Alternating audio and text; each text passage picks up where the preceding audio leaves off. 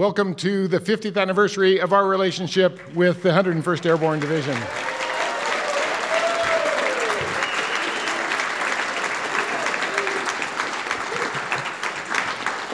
And I appreciate the fact that everyone remains standing. You must know what's coming, I guess. I want to first, though, before we go and present the colors, I would like to recognize that San Mateo has been joined by 8 other communities within San Mateo County in adopting units of the 101st Airborne: Burlingame, Hillsborough, Foster City, Millbrae, Belmont, San Carlos, San Bruno, and Atherton.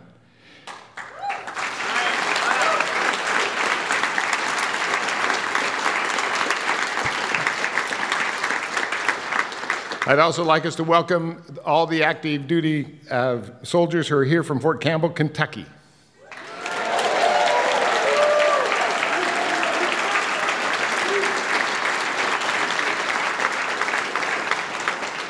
And a special welcome, given that this is the 50th anniversary of this connection between the city of San Mateo and the 101st Airborne, is welcoming back veterans from the Vietnam War. Thank you all for coming.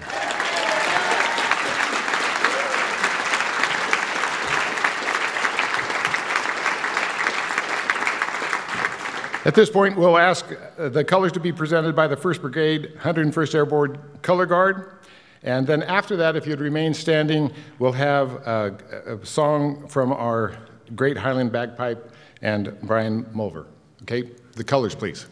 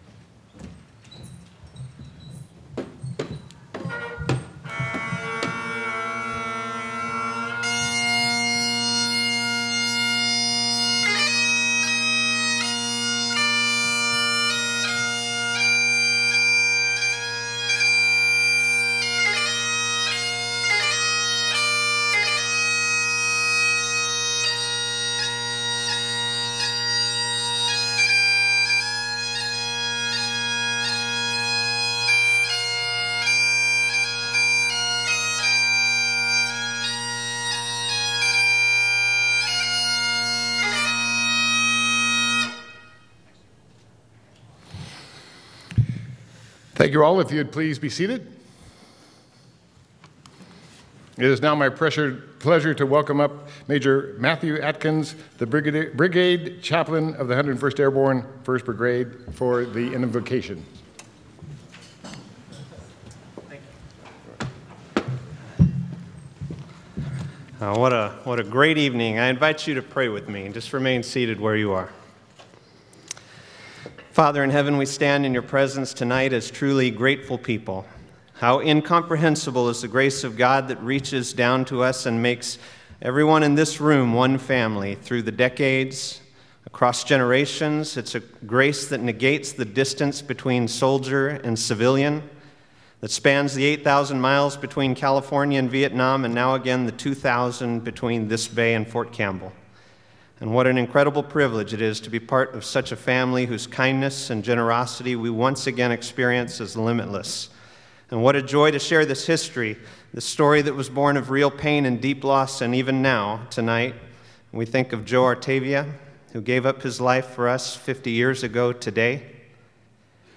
And around this room, we remember the countless other dear friends who've done the same.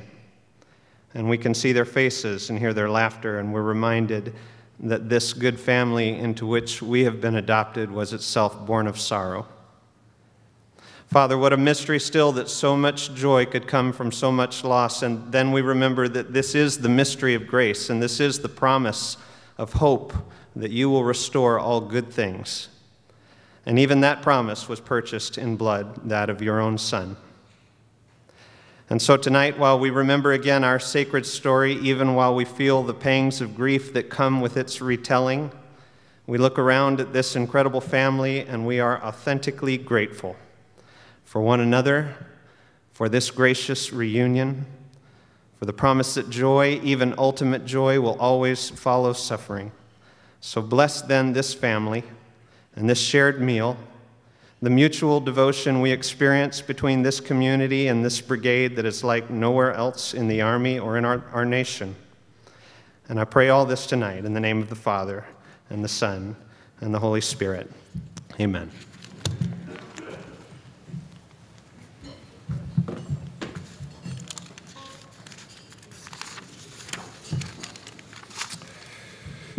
Thank you, Chaplain. It is now my honor to introduce General Julius Johnson, retired, to explain the significance of the fallen soldier table. General Johnson.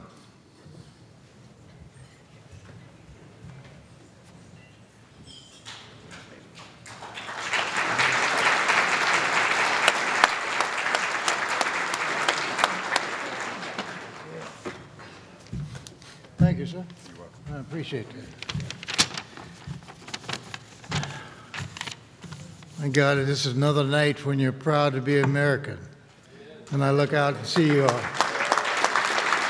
Thank you. Thank you. You know, if I could direct your attention, I want to make this very short. I've been told to do this and don't mess it up. So if you look to your left, those of you in the audience out there, later on you'll have the opportunity to see that table. There's a small table over there with a rose on it. And I will convey to you the significance of that table. The rose stands for the family with faith and love for those who serve. They're held with the highest respect, for that's what they deserve. A yellow ribbon is for the loyalty waiting for those serving abroad. As we pray that they're watched over and kept close to God. An inverted glass represents that the fallen can no longer toast. They cannot be an honored guest or such a gracious host. A lemon wedge represents the bitter loss of the fallen soldier's life that causes so much pain, like the sharp edge of a knife. The salt is put in place for all the loved ones shedding tears, for the soldier is no longer present to help calm our fears. The candle stands tall for the blood that the soldier shed. It holds a place of honor and represented in red. The empty chair symbolizes the missing comrade who isn't here. Now it stands alone for the voice that we can't hear. God bless you.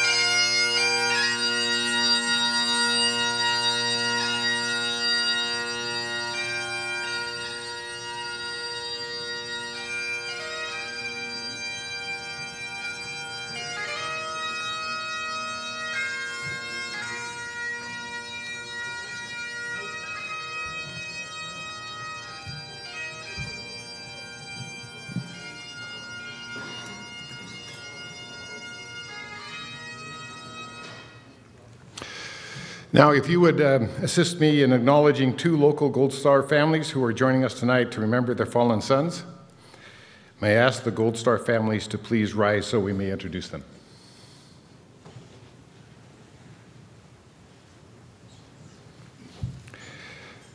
We have Dennis and Norma Villagione.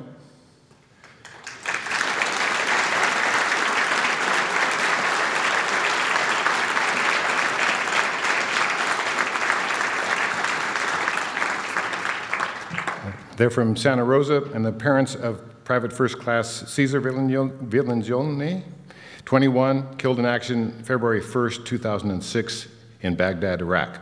The cause was an improvised explosive device. He was in the 1st Battalion, 502nd Infantry Regiment, 2nd Brigade, Combat Team, 101st Airborne Division. The second family is represented by Ron Green of Tracy, the father of Lance Corporal Lenin Prego Zurita of the U.S. Marine Corps, 20, died July 30th, 2017 from natural causes in Arlington, Virginia, while assigned to the Pentagon. We thank the parents and acknowledge their loss as we remember their sons for the ultimate sacrifice to their country, and we all stand for a moment of silence with these families.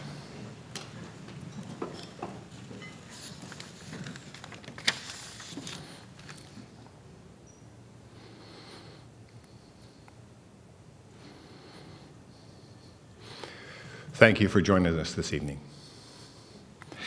Please be seated.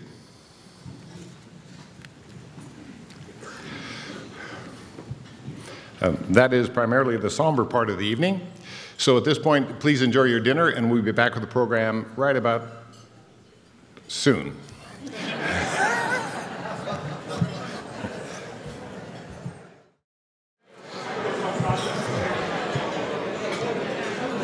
Okay, at this point, we'll be raffling off thousands of dollars in prizes. Actually, I just wanted your attention.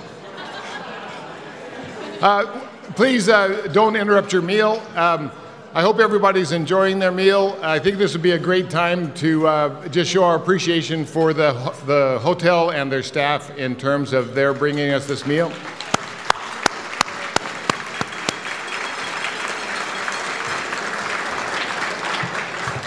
And before we get into the program, I'd like to take a little bit of liberty as the Master of Ceremonies to kind of relate my experience over this weekend that has really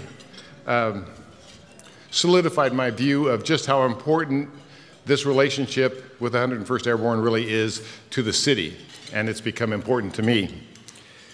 I found, actually, our city clerk, who knows all, does all, and makes things happen, found an article that was written back in March of 1981 in the San Francisco Examiner.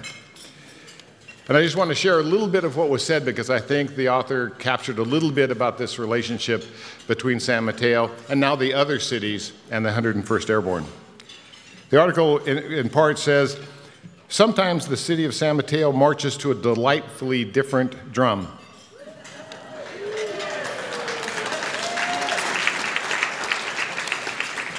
During the Vietnam War, when the People's Republic of Berkeley won notoriety for blocking troop trains, and San Francisco officially resolved not to annoy Hanoi, the residents of San Mateo did something remarkable. They reached across the Pacific to a bunch of GIs fighting in Vietnam and adopted them as sons of the city of San Mateo.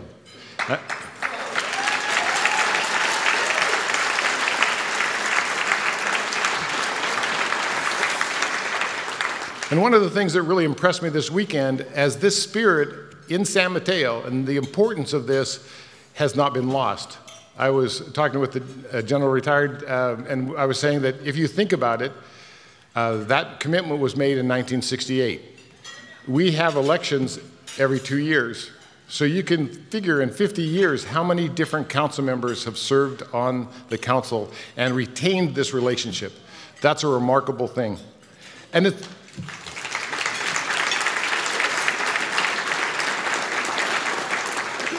and we took some of the San Mateo soldiers of Abel in for lunch on Friday, and we took them to a nice restaurant in downtown San Mateo, and we're sitting there, we're talking, we're having a nice time, and a well-dressed couple came up to the table and said, "I want to thank you for your service."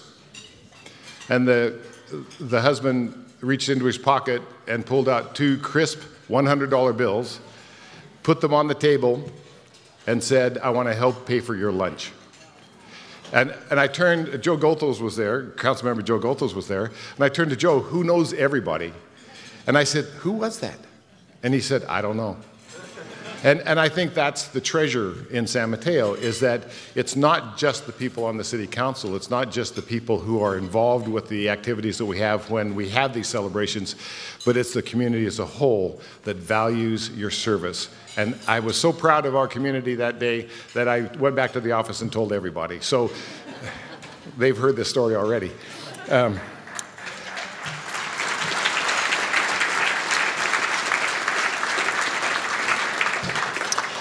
And it is now my pleasure to introduce Lieutenant Colonel Frederick Ben Hodges, retired, as our first speaker. You can read his full bio in the program. He commanded infantry units at the company, battalion, and brigade levels as the 101st Airborne Division and in Operation Iraqi Freedom. He also served in an operation assignment as Director of Operations, Regional Command South in Kandahar, Afghanistan. Most recently, he served as Commander, United States Army Europe from 2014 to 2017. Having just retired at the end of last year, General Hodges currently holds the Pershing Chair in Strategic Studies at the Center for European Policy Analysis. Please give a warm welcome to General Hodges.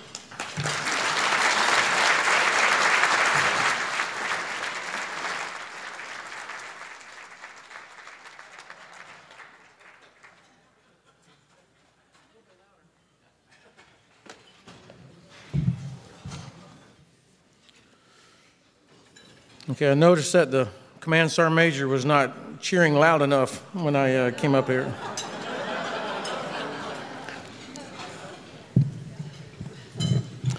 Okay, I'm from North Florida, so the English I speak may be a little bit different from what you speak out here, so I'll start off slow, and you can calibrate your ears. In World War II, there was a general and a sergeant that were captured, and they were about to be executed. And the commander of the enemy force that was going to execute the general and the sergeant said, "I'll give each of you one last request." And the general said, "I'd like to give a speech to inspire soldiers." And he said, "Okay." And then the enemy commander turned to the sergeant, "What's your request?" "Please shoot me before the general gives his speech."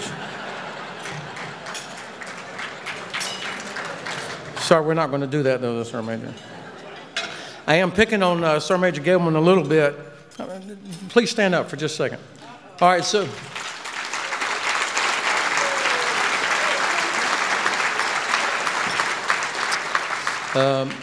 the tradition of the United States Army is great non-commissioned officers, sergeants, guys just start from the beginning and work their way up. And I hope that, and he is a humble man. But I hope that during the night you'll come up to him and ask him on his uniform. And his uniform is it's a library of Army traditions, of history. Ask him what the stripes on his left sleeve mean, what they mean on the right sleeve, what he's done. It's incredible because only a sergeant goes through every single thing that the Army does, from recruiting to entry to basic training, schools. Only a sergeant will have touched every piece of equipment that the Army has. He and his family will have gone through every single thing. They'll have moved 15, 20 times, been in emergency rooms at midnight on a Saturday night, done everything, and he has to worry about all the other young soldiers under him. So find an opportunity tonight to talk to a great American soldier, Sergeant Major Gableman.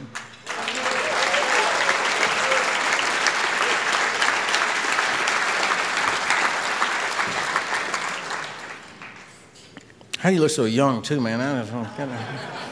Take my body, sir. No, Army Chow, that's right. Okay, so what a privilege for me to get to be here. Today was an incredible day. I think I changed my speech about 5 different times because with each hour I had a new experience starting last night. That said, well, I want to talk about that, or I want to reinforce that, and then all the way up through the reception tonight, I just kept meeting so many incredible people. So this is going to be a little bit, it'll probably feel a little disjointed, but this is coming from my heart. So I'm going to start off with a question. What makes American soldiers, sailors, airmen, what makes them so good? What makes them fight so well? Or what makes a great unit so effective? And actually, what also helps communities and nations deal with adversity and overcome challenges? And I would say it is cohesion and leaders that can build cohesion, whether it's the mayor of a city, the president of a country, a lieutenant with a platoon, or a brigade commander. It's building that cohesion that helps organizations, communities, units fight so well and be so effective. So cohesion and leadership. I've been in the Army until January, I was in the Army for 37 years. And ladies and gentlemen, I believe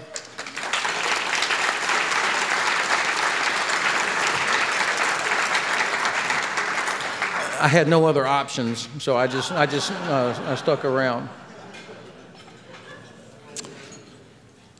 I believe that our nation is under attack right now. I mean, big time under attack from the outside, but also from the inside. I mean, I've been in Europe the last 5 years, and as I watch our country being pulled apart, we have a lot of challenges. Now, I don't mean just Islamic extremism. I'm talking about internal. It's hard. It's hard to watch. And then you look at the challenges that we have with Iran, North Korea, terrorism, Russia doing everything it can to undermine our trust in our institutions, China doing everything it can to exploit stolen technology. We have challenges all around us. And if there ever was a time that we needed cohesion as a nation, it's right now.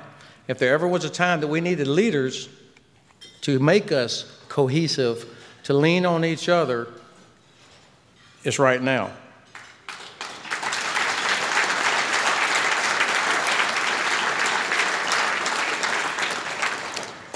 I was watching the news a little bit today, watching these marches all over the country. And students are finally going to make us get our shit together. It's finally what it's going to be.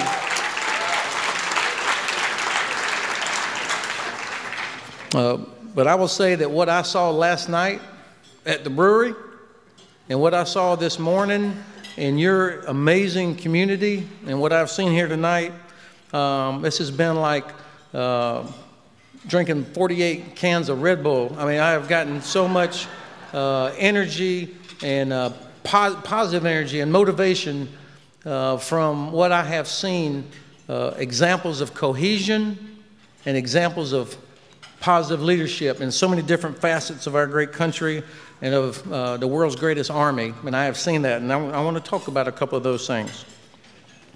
First of all, to the communities represented in here tonight. This is only my second time actually in the Bay Area. And today, the parade, it was like a gigantic Norman Rockwell painting.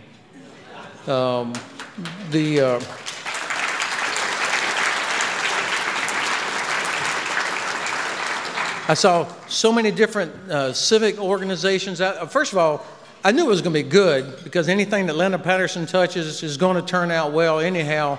But I knew it would be good. But I had no idea what a big deal it was. I mean, I had no idea. I had no idea how big the parade would be. And honestly, at about 9:30, I figured there'd be like 4 people out there watching the parade. It was cold and it was pouring rain. Only the police would be out there because they had no choice. And instead, I saw hundreds and hundreds and hundreds and hundreds of fellow Americans out there lining the street. It was incredible. I saw so many different civic organizations, local leaders, a band. I saw little girls doing taekwondo out in the street. Tell you what, the enemies of our country should be very worried. We got 6-year-old girls that can break wood. I saw some veterans with long hair, ponytails, beards, and maybe some black T-shirts that were under some duress.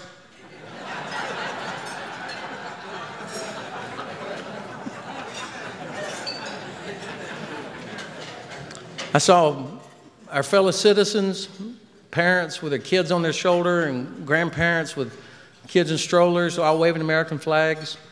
I saw a bunch of little Cub Scouts stop and salute the American flag as they went past the review and stand at exactly the right time.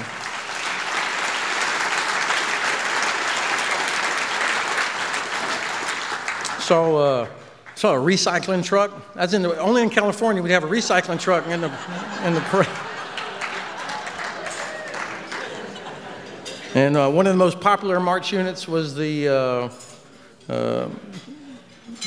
Society for Prevention of Cruelty to Animals. And people were cheering. I mean, it was an amazing panorama of dancing dragons out there. It was all kind of stuff. It was a panorama of America. And it was reminding me that you do not have to wear a uniform to serve your country. And it was a great day. Our constitutional tradition for the United States, of course, this is all by design, that the Army, the military, is under civilian leadership. Article 2, Section 2 of the Constitution says that the President is the Commander-in-Chief. And Article 1, Section 8 of the Constitution says that Congress is responsible for providing for an Army, maintaining a Navy. By the way, it says nothing about an Air Force in there, so I don't know how that happened, but but there's, the tradition in the United States is civilian leadership over the military, and that the military is connected to our population, and that's what's always been so wonderful about us. Men and women from all over the nation. If you look around your table, every table here, we've got all parts of America are represented here. And specifically, privates and sergeants are that link. Every family knows a private. Every family knows a sergeant. Not many families know an officer or have an officer, but every family knows somebody that was my father was a private. My two favorite uncles, one was a sergeant in the Army in World War II, the other was an E9 in the Coast Guard. And I come from a long line of privates. I get asked every now and then, hey, are you any relation to that General Hodges from World War II? I said, if I was, my grandmother would have told everybody. We are not. I come from a long line of privates. But that's what people think about the Army is sergeant. In fact, I remember when I was selected for promotion to major, I told my grandmother down in Quincy, Florida, I said, Grandma, I'm going to get promoted to major. She goes, oh, that's good, Ben. When are you going to make sergeant? That was... So, but that's who we are. That's who we are. And thank goodness, terrific young men and women from all over America continue to step forward. In fact, if you look around tonight, all these soldiers, these young screaming eagles here, except maybe for the old brigade commander and the old brigade sergeant major, every one of them came in the Army after the war started. After the war started, they joined, they stepped forward and said, I want to be in the United States Army.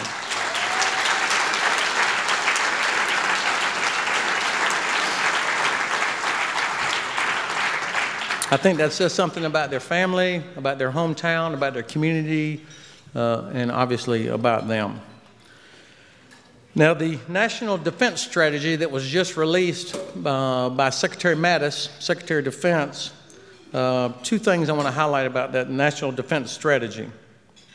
Number one, while it recognizes that we still have to deal with Islamic extremism, Iran with nuclear weapons, North Korea with nuclear weapons, we are seeing a return to great power competition, Russia and China. And we need to have our eyes wide open.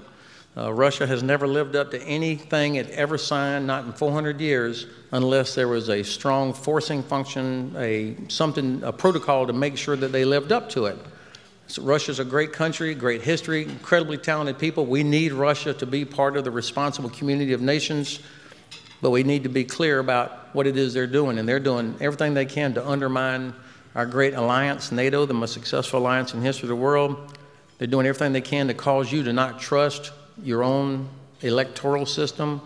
They're doing everything they can to cause us to come apart, to cause allies to come apart. We need to be very clear about that. We need to understand what China is doing. They're buying all our debt as fast as they can.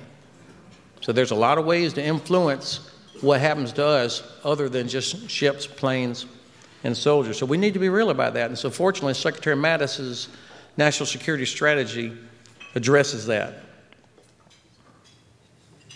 We're being challenged in cyber. Russia and China have continued to modernize, while we correctly, for the last 15 years, have been focused in Afghanistan and Iraq.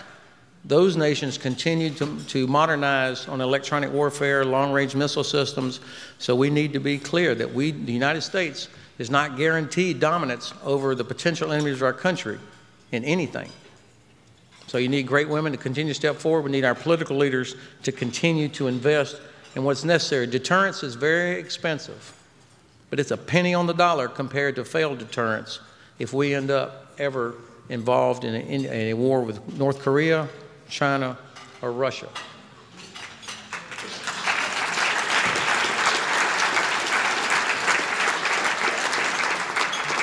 Now, I have talked a little bit about, I talked about cohesion in units, why units stick together, why leaders emphasize so much cohesion, but also cohesion within the alliance.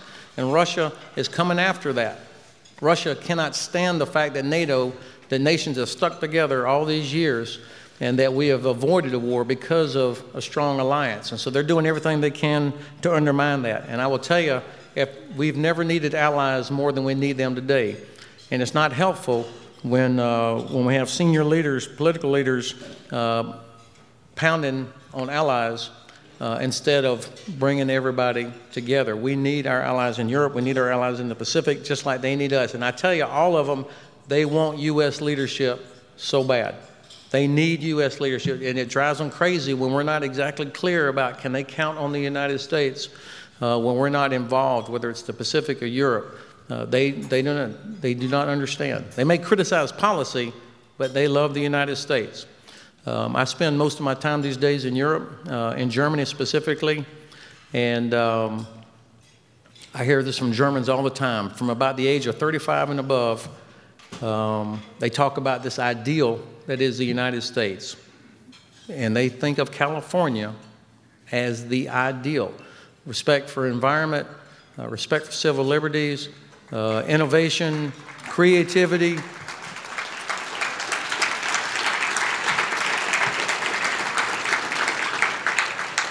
I was crushed that they didn't say North Florida was the American ideal, but seriously, I hear this from Germans all the time. They're like, California, the California dream, that's this vision that they have. And every German I know has been to the States, mostly to California. They have family in California. They went to school here. But they look at the United States as this example. And right now, they don't know what the hell's going on. They're confused. They're confused by what we're doing. It's impossible to explain somebody shooting in a school. It's impossible. They don't understand the tariffs. They don't understand a lot of what they see from us. So I'm telling you that as somebody who has been in Europe for the last 5 years, our allies, all of our traditional friends, they look at us and they're like, hey, we have a higher expectation of you, the United States. Fair or not, we have a higher expectation of the United States. And we have to live up to that.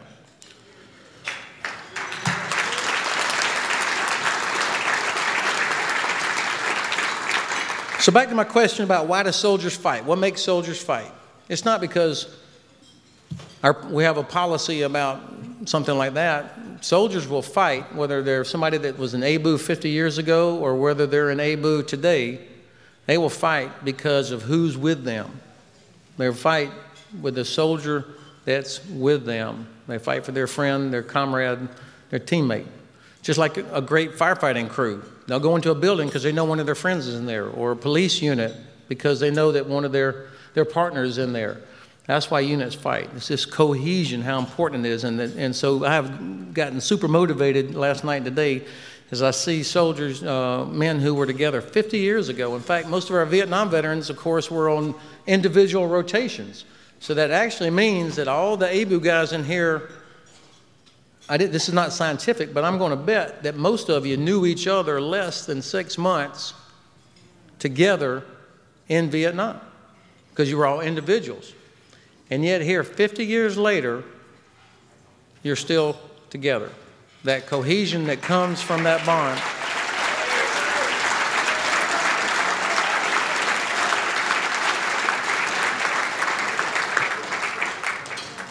And the other thing that is good for our cohesion, and we know this from 5,000 years of military history, is that soldiers, they don't want to embarrass their unit. They don't want to embarrass their team. I mean, that patch, that 101st patch, which, by the way, is the coolest patch of all the Army has.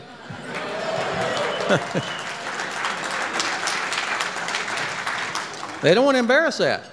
They don't want to be the guy that lets down, you know, Alpha Company or 1st Battalion or 1st Brigade. They don't want to be the one that fails a mission because of that patch. So we know for 5,000 years of history, that's why we do that. That's why we have a club up on the company guidon and on the colors.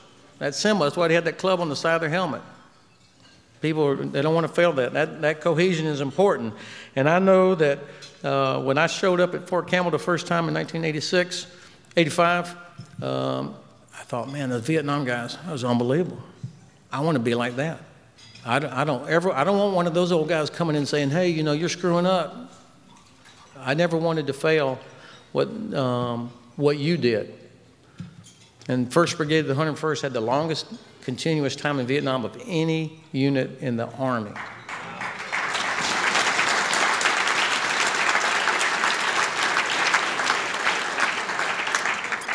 But I'm as proud of what 327 Infantry did at Little Rock at a high school as I am of what they did in Vietnam.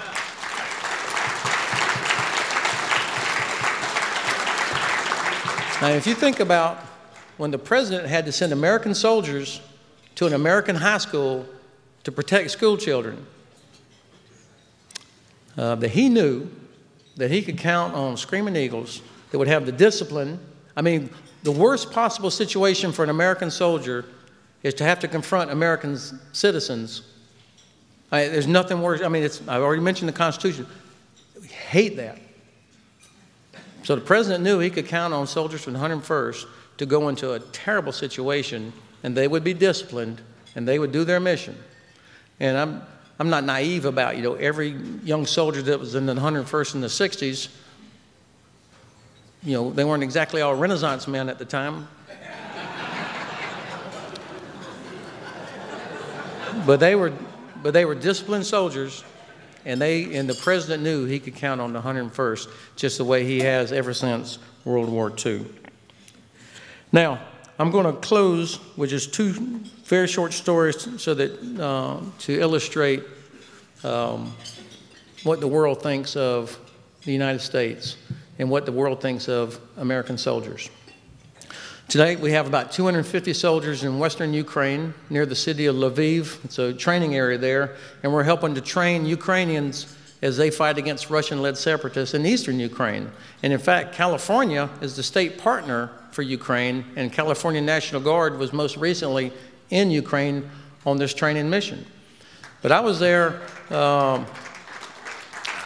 for an exercise, and standing next to my Lithuanian friend, and of course, in Lithuanians, they speak Russian, Ukrainian, as well as Lithuanian, General Leka, who was the chief of the Lithuanian army. We're standing there waiting to get on the bus to drive out to the training area, and this older Ukrainian woman comes walking up, and she asks him in Ukrainian, like, who are you guys? And he says, well, this is General Hodges. He's from the United States Army. And she burst into tears and starts sobbing. And then she takes this blue and gold ribbon off of her purse, blue and gold being the colors of the Ukrainian flag, and gives it to me. because she saw the United States, finally, you know, the United States is going to help protect Ukraine's freedom. I've had that thing tied to my backpack now for 4 years. I take it everywhere. The second story I was reminded of today when Linda ran into a gentleman who I guess was 12 years old when the Abel came to San Mateo for the very first time, and he still had a field jacket, a green Army field jacket that some soldier had given him back all those years ago. And so he was out there today. I guess he wanted to find maybe the guy that gave him that jacket 50 years ago, wanted to find him. And that reminded me of 2 years ago, we had a demonstration, if you will, of our 2nd Cavalry Regiment in Europe, drove all the way from Estonia back to their home base in Vilseck, Germany. And that was incredible. We did this on purpose to show that the United States Army was there. We were in Estonia, Latvia, Lithuania, Poland, Czech Republic, and back into Vilseck. And it was awesome. And we had heard that maybe in the Czech Republic they might not be so enthusiastic as they are in Poland and Lithuania. Turns out we actually had the biggest crowds of all in the Czech Republic. Tens of thousands of people in Prague turned out. And so the strikers pulled into the square, and of course families and kids are swarming the vehicles, and they're out there. And this older gentleman, probably about 76 years old, came up to the regimental commander, Colonel John Meyer, and he had a baseball glove, but I'm talking about a Ty Cobb, one of those old baseball gloves. And he had it, and he wants to give it to John, the colonel. And John's like, sir, what's this glove? He goes, an American soldier gave this to me in 1945 when they liberated my country. And I've been waiting 70 years to give it back. Thank you very much.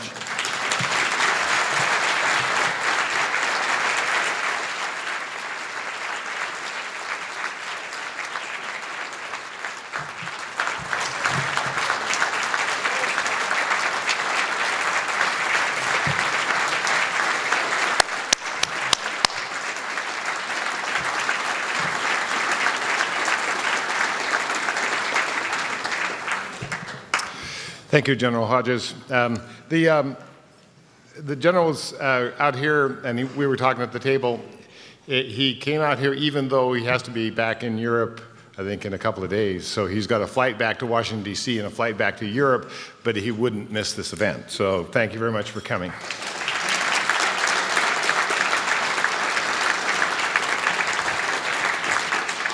And I'd like to just pause just for a minute. By the way, as the MC, I'm charged with getting you out of here on time. So just so you know, we started late, but Patrice told me we had till 11 o'clock, so I'm just going to do the best I can. Actually, what I'd like to do is ask Patricia Matthews to stand. We have, she did a wonderful thing, and I'm going to impose on some of you in the audience, if you don't mind, because she found a Vietnam vet who has his own winery, who has a label which is the Purple Heart. She has bottles of Purple Heart here, so if you are a recipient of the Purple Heart, if you would please stand, we'll bring you a bottle of wine.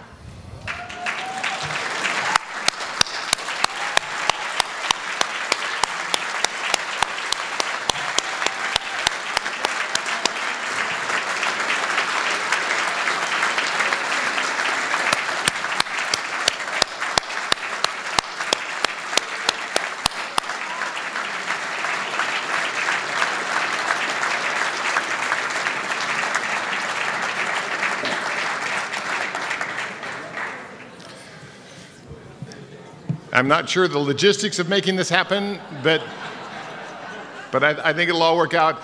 We'll find you if, in fact, you don't have your bottle in your hand right this minute. Don't leave without it tonight. And Patricia's right there. She can certainly help you out.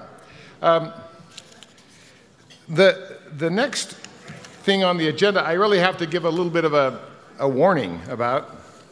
It's a confusing thing for me. I will be introducing Linda and Steve Patterson. My wife is Linda Patterson, and my brother's Steve Patterson. And sometime between the parade and now, they've married, and I don't know what to do about that. So it has been a little confusing, but I would like to introduce first Steve Patterson. With that clarification that he's not my brother, it's now my pleasure to introduce Steve Patterson, former First Lieutenant, Alpha Company, 1st Battalion, 327th Infantry Regiment, 1st Brigade Combat Team, 101st Airborne Division in Vietnam, 1968.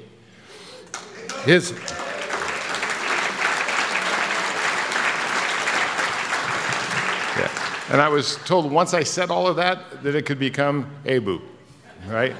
So Steve, his full bio is in the program, and I would encourage you to take a look at that. Just highlights: after graduation from college and assignment with the 32nd Infantry, he joined Alpha Company, serving as a rifle platoon leader and A Company's executive officer.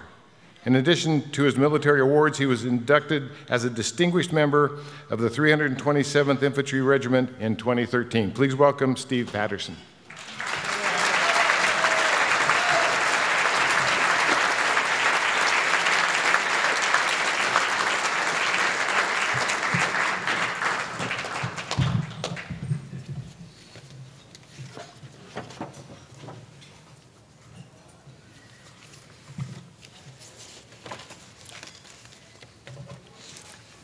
Friends,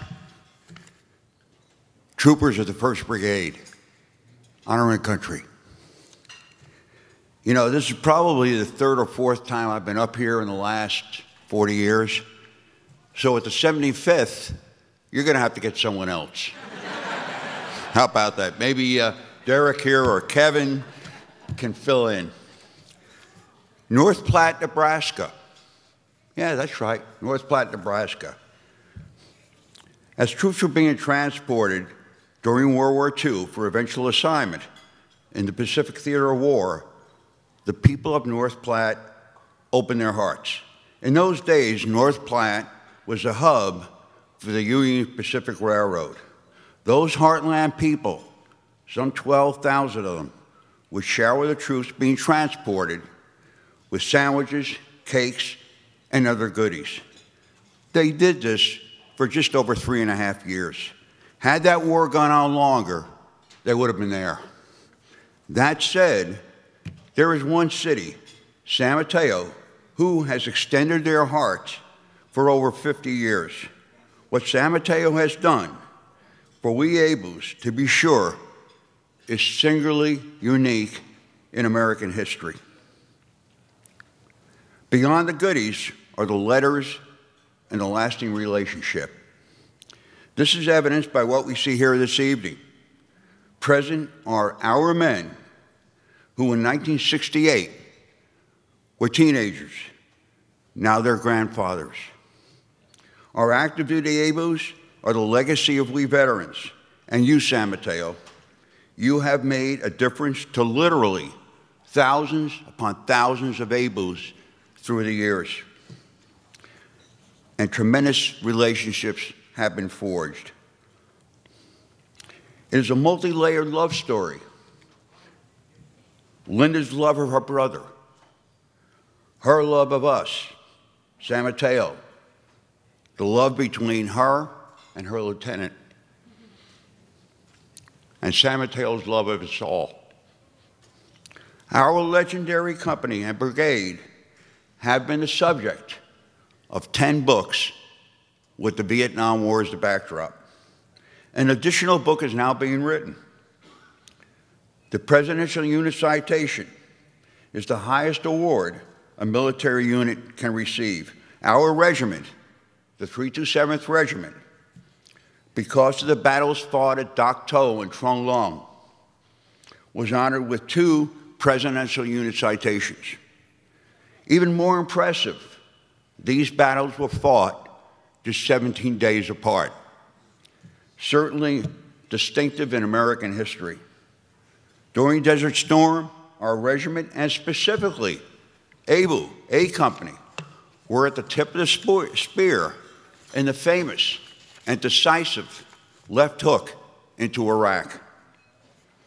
Later, we would have deployments in Afghanistan, Iraq, Italy, and Africa. We are the only air assault division in the world. I vividly recall that day in 1968 when I reported to the regiment.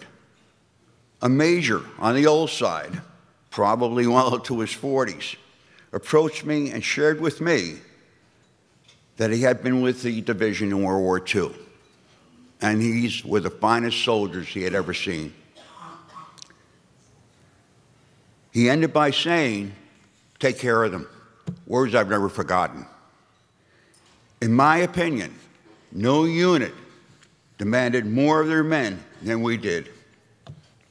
Only 9 days of the entire year, 1968, did our men have the luxury of the relative safety that stand-downs afforded: hot meals, rest, and a cot to sleep on. Otherwise, for 356 days, they slept on that jungle floor, ate only sea rations, humped about 100 pounds in their backs, and every day tracked down the enemy, always on the attack. Of the men that were serving with A Company on that day, March 4th, the date of the formal adoption, 60% would be casualties by the end of the month. Present this evening are 9 of us that were with that company on that day of March 4th. And I'd like to introduce you to General Johnson, then Captain Johnson.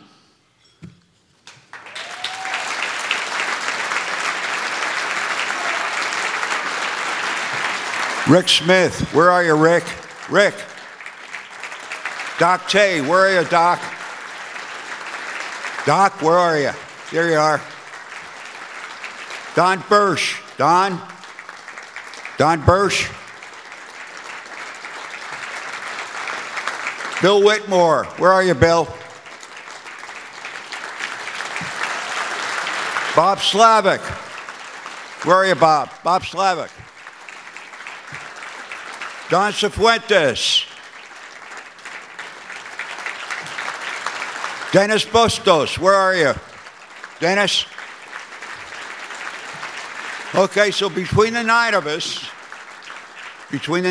there are 9 Purple Hearts.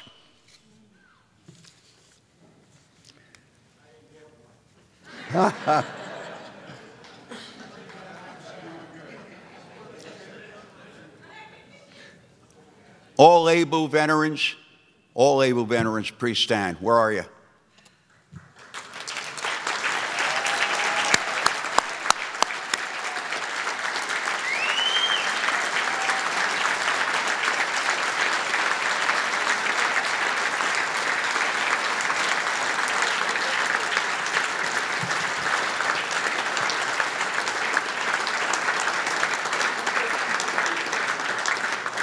And to our current magnificent troopers of the 1st Brigade, I quote a Native American expression, "Ya Lakesh," I am you, you are me. Please stand.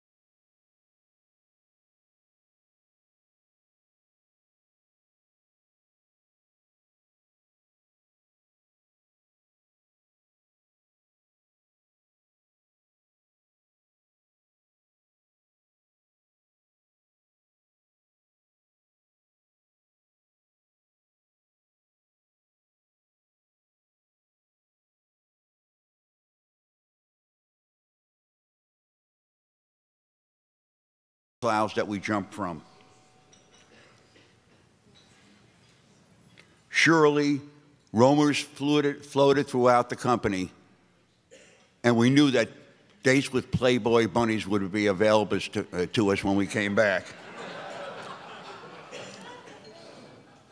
As leaders, our focal point is the mission and the welfare of the men. And Sam, I tell you, your dedication to us went a long way in addressing the welfare of the men. I recall by the end of 1968, there was a separate structure that housed all the packages from the people at San Mateo. We were the envy of every other company in the battalion. Linda's visit at Christmas was off the charts. We were able to secure reasonable quarters for her at the 85th Evacuation Hospital, a MASH unit. There she had her own quarters. And I recall on the first day she arrived, we dropped her off at her quarters and informed her we would pick her up, son of a gun, we would pick her up at 0630. And she asked me, where is 0630? And I said, well, it's more of a when than a where, actually. So every day, when we picked her up in the morning, I would knock at her door at 0630. Finally, I would hear, I'm just getting up. Give me a couple of minutes to get ready. We put together an itinerary for Linda prior to the arrival of the company. We wanted to keep her busy. Activities included serving chow to the men that happened to be in the rear area at the time, taking a ride in a Huey, visiting fire at Base Tomahawk, where she fired one round from a 105 howitzer, and a trip into the city of Way. Frankly, I don't recall if the itinerary was ever approved. Helicopters could and were shot down, and we didn't fly over Camp Eagle. We flew over the AO, the area of operation, a contested area. A month after Linda visited Tomahawk, it was overrun by the enemy. The day before the men came in, Linda was concerned about her hair. Our orderly clerk, hearing this, informed me that we had a replacement that was a hairdresser. And I was dumbfounded. My reply was, you gotta be blanking me. With that, I offered the services of the hairdresser, and he and Linda went to the rear of the orderly room in an area that was sectioned off. Later, I asked our orderly, go back there and tell me what's going on, how's it going? So he came back out and he said, sir, you know, I really don't know what to tell you. It's just all kinds of weird stuff sticking out of her hair. Half hour later, Linda emerged from her session with the hairdresser. It was now complete. I turned to the orderly. In a very low tone, I said to him, you know, her hair looks like she just stepped out of the electric chair. But as pretty as she is, it won't make any difference. At the end of each day, we would drive Linda back to her nurse's compound, which was several hundred meters from Camp Eagle. And it was a dirt road. There were no structures on that road. Periodically, there'd be red alerts at Camp Eagle. And they'd be 90% of the time, they'd be practice alerts. But you didn't know. So on one particular day, when we were taking her back on that dirt road, we got a little bit of a late start. It was close to dusk, and a red alert was called. So what you do in situations like this, if you're in a vehicle, is you dismount the vehicle. So we dismounted the vehicle and ended up in a ditch that paralleled the road. And I turned to Linda and I said to Linda, tell me, how's the visit going so far?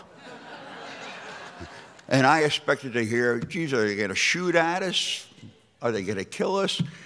And her response was, she burst out laughing. You know, same cloth as her brother Joe. 3 days after Linda's arrival, the men finally made it in. And at first meeting, they were hesitant. Don't forget, these were 18, 19-year-olds. Linda then was 25, 26, like a big sister and extremely attractive. But after a while, they loosened up. and they want to know all about San Mateo. Where was it? How many people lived there? Tell us about the people. American entertainment groups were forbidden to travel as far north as Camp Eagle. But South Korean entertainment groups were allowed to do so. We were able to line up an all-female band from South Korea. By this time, things had loosened up with the men in Linda, and they danced the night away. One forgettable experience was the men and Linda singing Silent Night. It was around Christmas time. Ironically, today is the 50th anniversary of the death of Linda's brother, Sergeant Joseph Artavia. He was a special Abel, and my guess, he would have made the military a career. He was just 19 years old and a squad leader. One heck of a responsibility for leading 12 men in combat at that age. And his legacy is in evidence here this evening. Volunteers in Linda's organization, her nonprofit, and veterans have come from all over the country to be here. And it's because of you, San Mateo, with what you have done over the years. And it's so important what you're doing and all the other cities.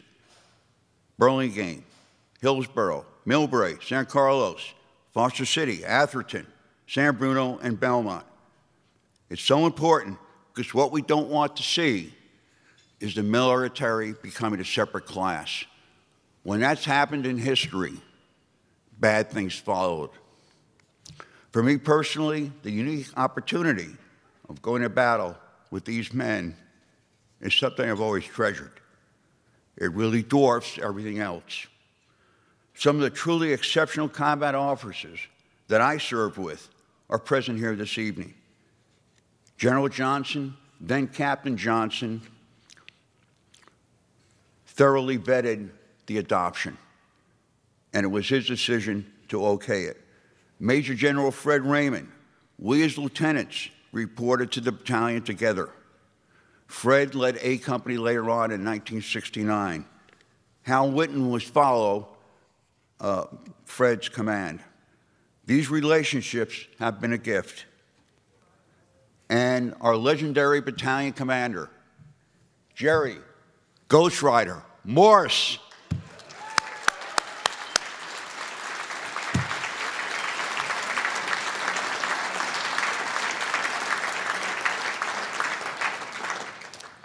Today, our brigade, led by Colonel Derek Thompson, our battalion, led by Lieutenant Colonel Kevin Sharp, and ABUs, led by Captain Cal Torberg. The tradition has continued of outstanding leadership. Lest we not forget, in closing here, the men we didn't bring home. Of the 792 men that gave their lives in the prosecution of the Vietnam War from this regiment, 127 were ABUs. 2 years ago, we dedicated our memorial at Fort Campbell to the 792 men of the regiment. And at the base of that memorial, it reads, in the thick of it, we never had the opportunity to mourn for our losses. It was always off the next trail, the next hill, or what could be just moments away, the next firefight. And so we grieve for them for the rest of our lives. Troopers of A Company, who are we? Hey, boo! Troopers of the 1st Brigade, who are we? Hey, Bastogne, thank you.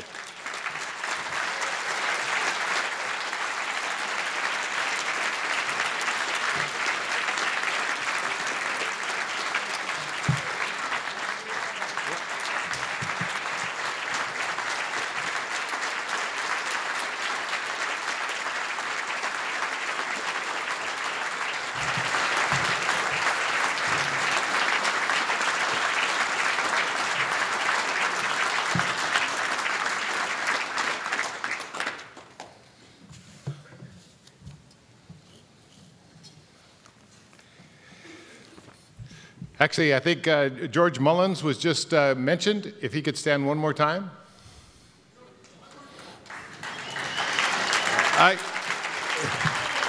I would just like to let the group know that George just received his Legion of Merit after 73 years of service.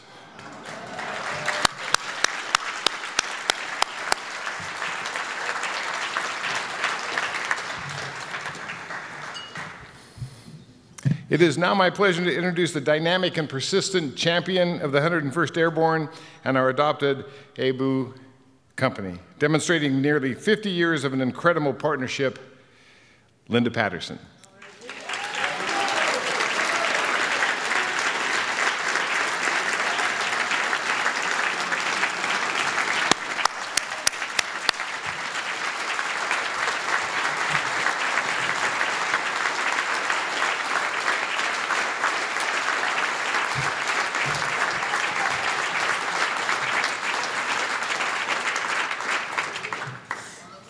Wow.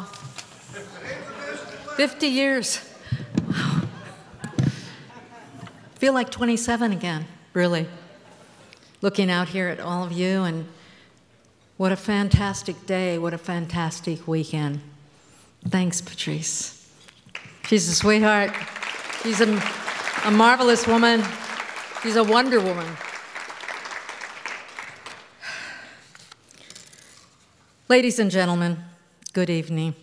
I consider myself extremely fortunate to stand before you and would like to take this opportunity to embrace the moment. Before I begin, though, I would like to introduce to you my board of directors of America's Supporting Americans. General Johnson, who is my chairman, who commanded my brother's and husband's unit. Dr. Joseph Spooner, where are you? Who was attached to the 101st in Vietnam. Franco Renowitz, a former Army officer and a prominent member of ASA's board. Frank, there you are.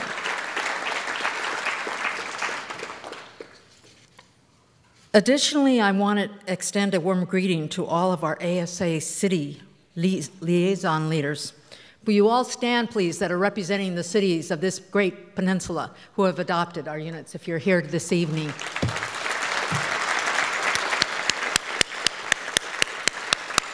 Thank you, thank you.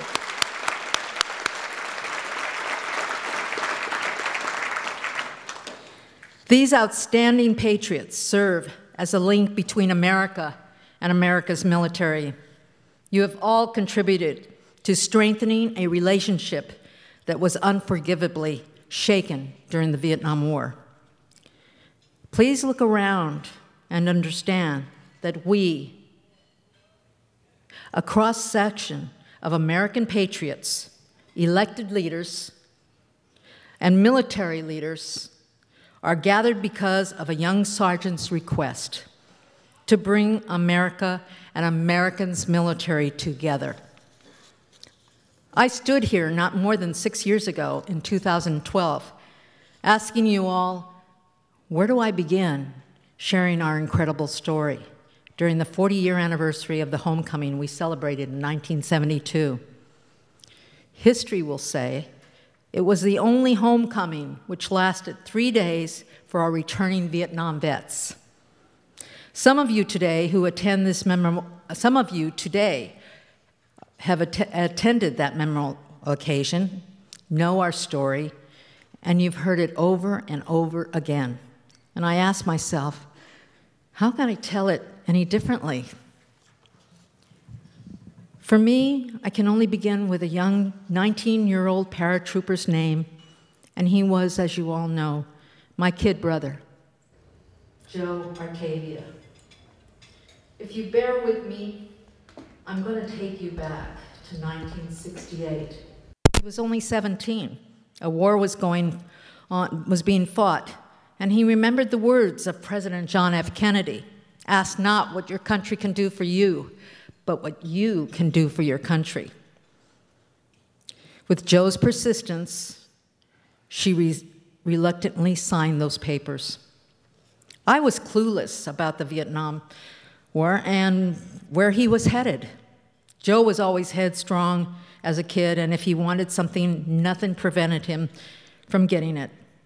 He was excited and wanted to be with the very best. He became a paratrooper with the 101st Airborne Division. And he told of the storied legacy of his division, the famed Screaming Eagles. We returned letters, but frankly, never did I give much thought to the war in Vietnam. We were all so young. He would be home soon, and life would go on as it always had. Life would go on as it always had. I could tell by his letters there was change in Joe, what they were facing, and the sadness of losing his buddies, these men who had become his brothers. Joe quickly became a squad leader and loved those men who he fought alongside of. Abus, whether you were with Joe in 67, 68, or came in later during those tormented war years, you should know, you all should know, you became his brothers in life and after life. His love for you was beyond description. It was written in his last letter where he would ask the city to reach out to his fellow soldiers, please, please adopt us. Those were his words and what would become his last words, home. The name calling filtered through those jungles, and they needed to know that America cared about them. Salmontail, you answered his call on March 4th, 1968. And we learned not more than 2 weeks later that Sergeant Joseph Artavia was killed in action 50 years ago to this day, this evening, March 24th. Your first adopted son killed in action. It hit home. The people of Salmontail rallied support like none other in his memory, and they touched the hearts of these brave soldiers that day forward. It wasn't September 11th, 2001, when America stood up with hands across the country for our brave men and women.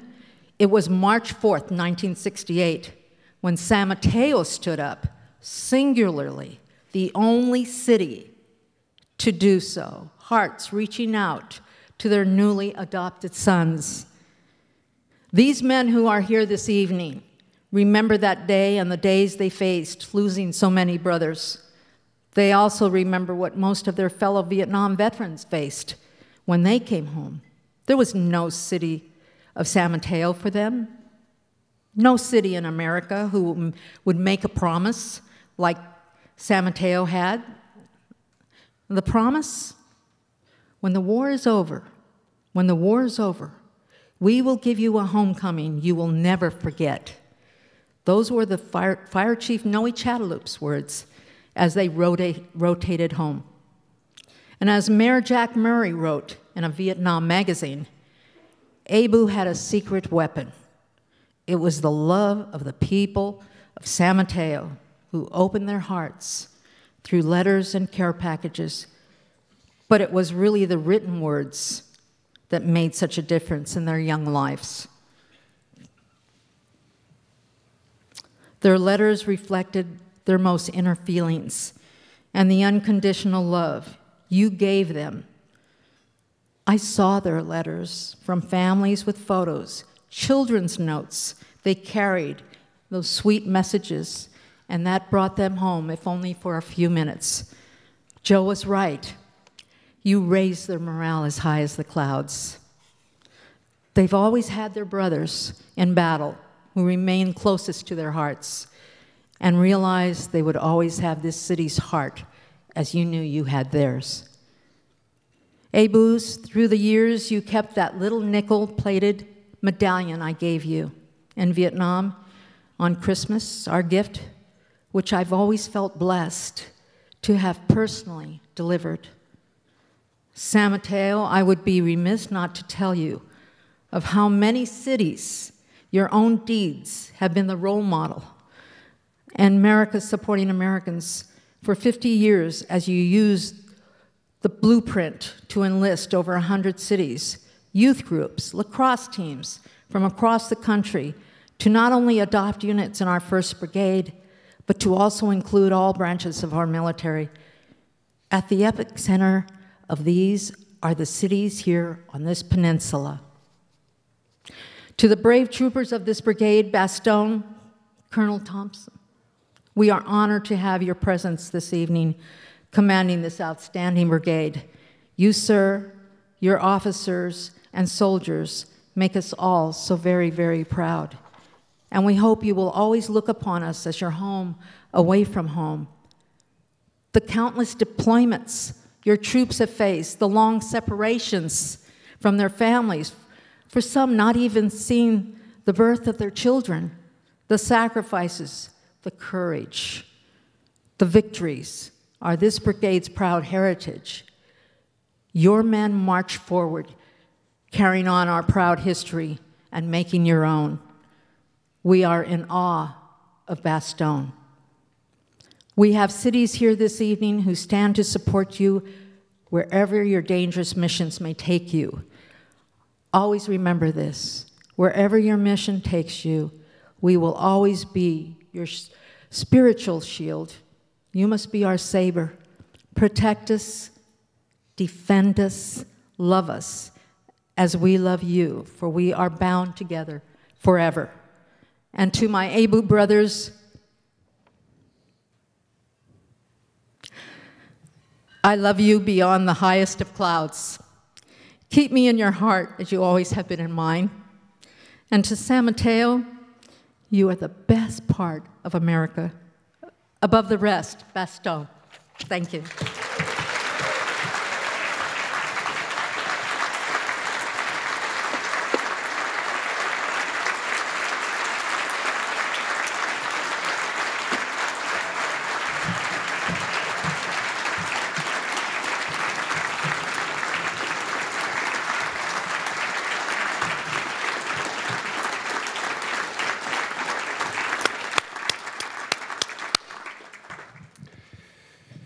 Okay, we'll change the pace up just a little bit. I'd like to invite up veteran John Lesher to introduce the history of a song we're going to have played for you tonight.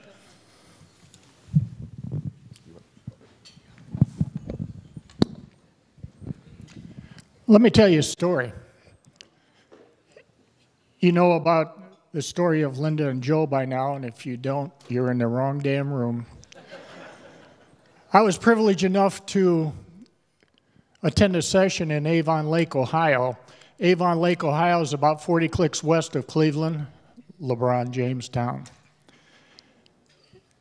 The session was put on by a group called Music with a Mission. This group of musicians gets together and free of a charge plays music and dance to underprivileged children, veterans, and alike throughout the county and throughout the state of Ohio. The name of this project was called Project Drew. Drew was a young veteran who had served several tours in the sands across the sea. He won every battle in the sand. Unfortunately, when Drew came home, he lost his battle with post-traumatic stress syndrome. In his memory, his family decided to dedicate a project to veterans. And 7 veterans were called together to express their memories and their views of what they'd been through in front of a songwriter. That songwriter then would put those into words and make a song out of them. I had been given advance notice of this, and throughout the years, I have sent Linda some lyrics, some poems, and my songwriter's name was Charlie, and I had sent them to Charlie in advance, and one of them was called My Back Hurts Today. It was about the rucksacks that we carried. He wrote a song about it, and when I attended the session, he said, "Listen, John," he says, "I already wrote the song. Here's the melody, let's tweak it a little bit, and we're done. You can go home. We don't have to stay here all day long." And the 6 other veterans would have to spend the rest of the day writing these songs. And I says, well, if I'm going to be here for the rest of the day, let me tell you about San Mateo. Charlie sat there and listened intently. He never took a note, folks. What you're about to hear, Charlie wrote from what I told him. I am not the songwriter. I'm the giver of the information. So I said, Charlie, it all began a long time ago, and I started telling about Linda and Joe. And when I was in the hospital, somewhere in Vietnam, I got out. I had cellulitis and boils and everything, and they said, after 8 days, you're going back to the bush. Not a problem. About a month later, I was back in the hospital again, and they said, got news for you, soldier. You can't go back out to the bush anymore. That did not break my heart. And I told them, you better tattoo that on my chest, because these guys in the 101st Airborne, they don't take no for an answer. My ass is going out to the bush again. And he said, no, you can't do that. You're getting short. For you that's not military, that's not tall and short. That means I had less time. And you're going to catch it again. And I remember talking to him about, was I going to be able to have children again? We had just married for 1 month before I left, kind of let you know where the boils were located. So it became pretty rough. Next thing I know, I'm sitting across the desk from First Sergeant Clark, Top Clark. Top had 7 tours in Europe in World War II. Top Clark had 2 tours in Korea. This was his 2nd tour in Vietnam. Top Clark is my hero. So I just spoke to him about 3 weeks ago. For health reasons, he couldn't make it here today. So Top reaches underneath his desk and he hands me this book about San Mateo, and he says, here, send some letters to these folks and get this going. He says, you're the new company clerk. That's great. And I did. Barb Schroeder and Linda became my new best friends. And we were inundated with letters and cartons and everything we wanted, as you well know. So, unfortunately, on Thanksgiving Day, 1971, we lost 34 Eagles in a crash of a Chinook helicopter. 17 of them were Abus. Now, my problem was I had to tell Linda. How do you do that? I got the proper clearance from higher, and I merely took a roster and put a highlight through the names. Didn't know what else to do. Time goes on. Next couple of weeks, the division's coming home. Anybody that had 6 months or more in country, you were going home. If you had 6 months less, you were shipped out to another division within Vietnam. I had 10 months, 29 days. The kid is going home.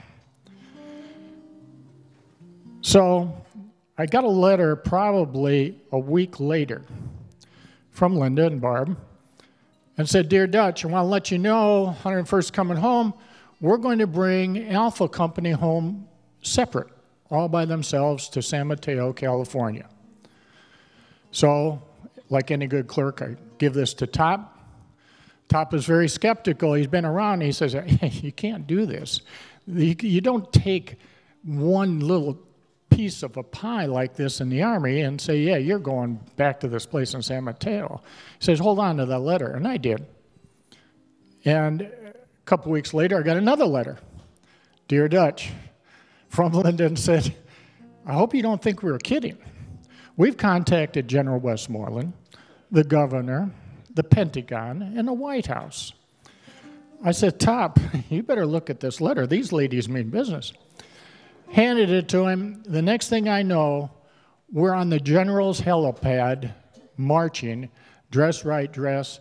Ray Hunter and I remembered this. For 3 days, we were up there learning how to march all over again. It's pretty tough when you've been in the bush and done some rather exciting things. So I was put in charge of telling everybody who everybody was. Got to remember we had 17 replacements come in, and I told them about Linda and everything. So I decided I'm going to give them pictures because we're going to meet these people. This is Mayor Condon. This is the fire chief. This is Barb Schroeder, you got to know him. This is Linda. She is our guardian angel. As you see, Linda is very hot. Don't even think about it. Because there's a guy named Patterson out there that will skin you with a bayonet in 10 seconds. So I had to teach him about San Mateo and how to eat with a spoon and a fork rather than the plastic spoon that comes out of the top pocket that you've been carrying around for the last 60 days. But more importantly, I tried to explain you can't drop F-bombs in every other sentence when you're out with these families. That was hard to do. Next thing I know, we're on our way to Travis Air Force Base. Nice dinner, clean sheets, and we're shipped out the next day next morning on buses, just like it was today, folks. This was a duplicate of 1972. So congratulations to you ladies that put this all on. We stepped off those buses, and I remember going around the corner. There's a picture of us standing there as we come around the corner, and you'll see our faces are dropped open. Because what you don't see are these beautiful, gorgeous, drop-dead gorgeous girls standing there welcoming us home with all these little crowns on their head, and man, did they smell good. The next day we had the parade. My wife Sue said today, she says, well, was this parade like the one you had in 72? And I said, I don't know, I didn't see it. We were marching down and we didn't have that ability. So after the parade, we met into the park. And this is all part of the song that Charlie wrote. How he picked up on these things is just unbelievable. In the park, Top Clark was standing next to me. And it was January 22nd. Rather cold outside. In my infinite wisdom, I forgot to wear a t-shirt underneath my field jacket. Not a problem. I thought, somebody catches me, what's the worst that's going to happen? They're going to send me back to Vietnam? No. So Top's standing there, and a young boy, 6, 7 years old, comes up and looks at him. And I remember the young fellow looking at Top just like he's God, like he's some creature from outer space. And he says, thank you, soldier, for your service. And Top took off his helmet. Now, we'd been issued some gear, helmets and everything. They took away our rifles before we got to the park. And it's probably a good thing because we would have given them away too. So Top took his hat off, his headgear, and gave it to this kid. And the kid looks around and he shows all his buddies that he's got a first sergeant's helmet on. And he goes to give it back to Top. Top says, no, you keep it. That started it. Ladies and gentlemen, we gave away taxpayers' money like you wouldn't believe. Thousands and thousands of dollars. You name it, the kids got patches and name tags, web gear. Here, kid, you have it. I couldn't do that because I didn't have a t-shirt on. I remember we had beer in the park, and I like beer. Had a couple beers, more than a couple. And I thought the next kid that comes up to me, he's going to get a surprise. And sure enough, kid came up and he looked at me and he says, sir, can I have one of your patches? I said, no, buddy, you can't have a patch. You can have my whole shirt. Then I found out that being naked from the waist up in the middle of a public park is not appropriate attire for an Army soldier. Very quickly, somebody told me that. So someone grabbed a jacket and put it around me, and the rest is history. That night we were invited to everyone's house. 2 of us attended someone's house in San Mateo for a home-cooked meal. It was just fantastic. And all this came back again today, 47 years later. Charlie, the songwriter, picked up on all this. And when I sent it to, at first he sent it to me, and I sent it to Linda with a big important, read this now. She sent it back, and it's just unbelievable. In addition to that, a guy named Jim picked up on the song and has made a video out of it. You have to see this, ladies and gentlemen. You have to watch this, especially all you guys out there. So I thought, you know, Charlie said, Linda's first request was, well, how much do we have to pay for this? Is there copyright? Charlie said, no. There's no copyright. There's no lawyers involved. This is yours. This is our song. You do with what you want. So I thought, you know, if you had to sell this song, how much would you pay for it, for a CD? And I started a little cost analysis, and I'm trying to think, well, how much were their instruments? How long did it take them? And if you'll see the video, there's a lot of instruments in this song. What's the price that this cost Charlie and them to make? I came up with a cost. And Rick Keene right now is going to play us the song of San Mateo at a cost of $58,220.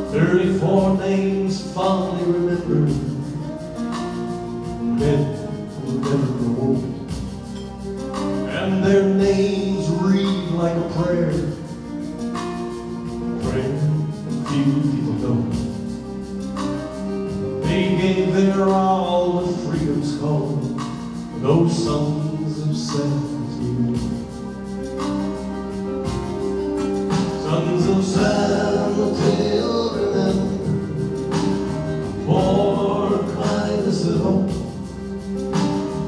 Hardcore, hard-fighting men, middle town with hearts of gold.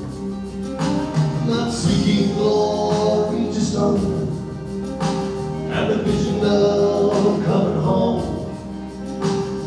When the duty called, it was answered by the sons of 17.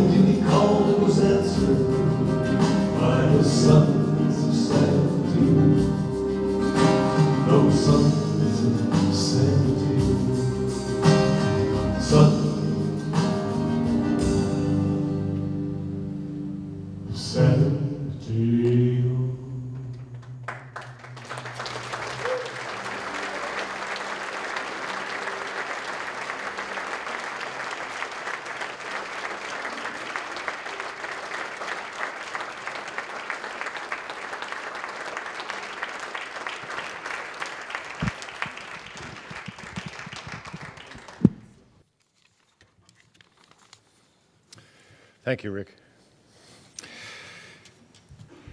That was wonderful, but what's coming next is even better. What? So I was going to hum a little tune, is what I... At this point, I'd like to invite up the current brigade commander of the 101st Airborne Division, 1st Brigade, Bastogne, Colonel Derek Thompson. Colonel Thompson was commissioned from the United States Military Academy at West Point in 1995. He has served in numerous leadership positions in the infantry, serving as platoon leader to captain, to division chief, to colonel. He served operational deployments in multiple tours to Operation Iraq Freedom and New Dawn in Iraq and other countries. Please read his inspiring career in your program and invite him up, Colonel Thompson.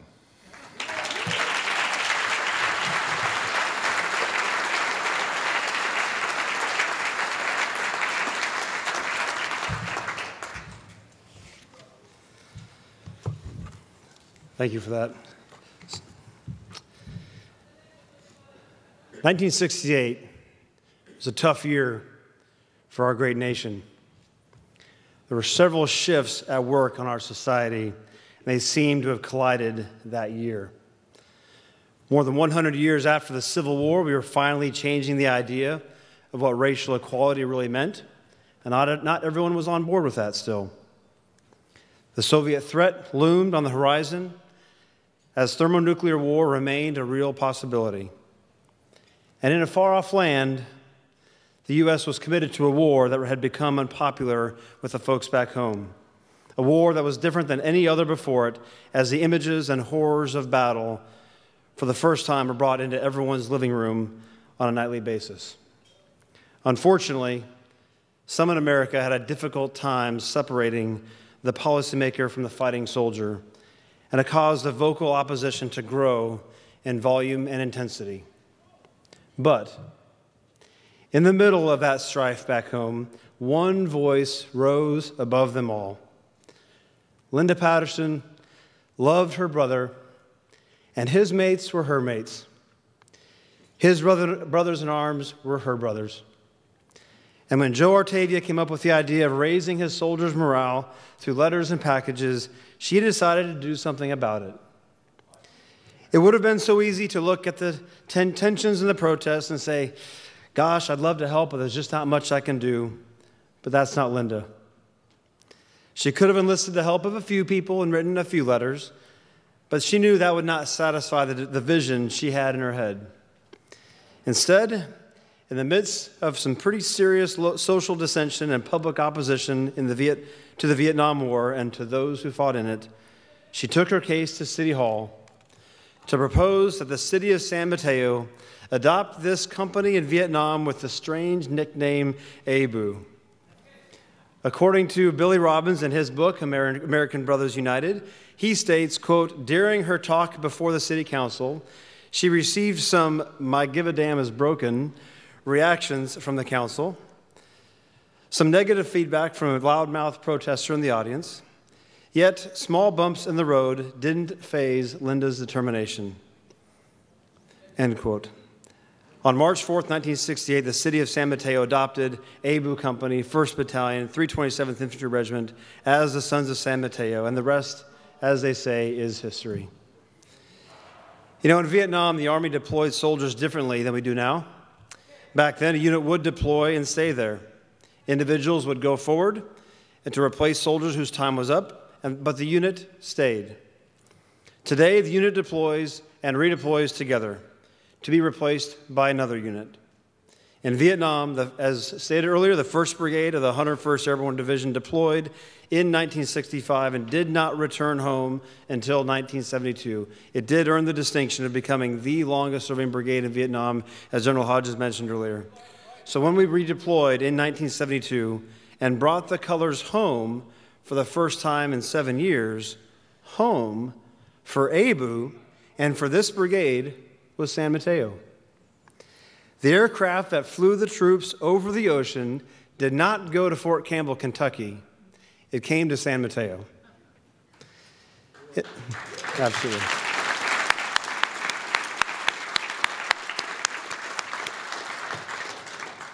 In a country who is striving to forget Vietnam, who is in a hurry to put it behind us, and who withdrew from their veterans with feelings of suspicion and indifference, San Mateo showed up.